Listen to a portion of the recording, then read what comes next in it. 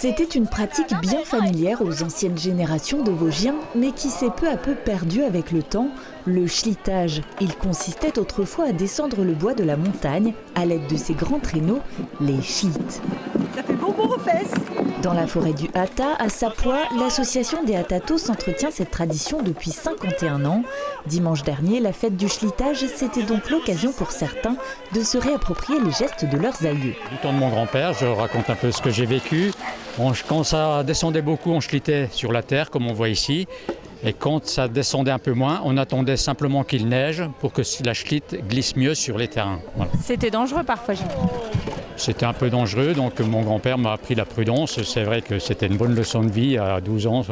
C'était un souvenir qui reste encore intact aujourd'hui. C'est compliqué de faire du schlittage. Ça dépend le chargement et faut surtout retenir sur les jambes aussi. Parce que toi, dans ta famille, il y avait des gens qui faisaient du schlittage. Oui, il y a mon père qui avait sa propre schlitt, puis ça m'a donné envie. Puis maintenant, il y a mon frère et ma sœur qui s'y ont mis aussi.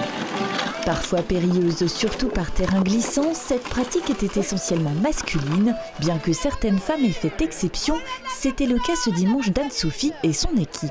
C'est la schlitt 100% féminine, pas de parité.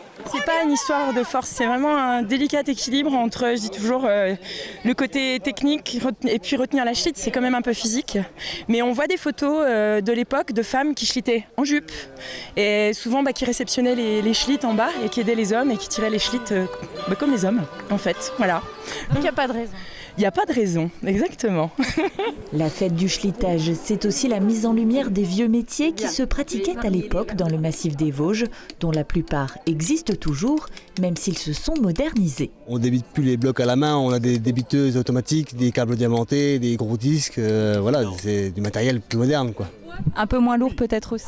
On a les élévateurs et les ponts roulants qui nous aident.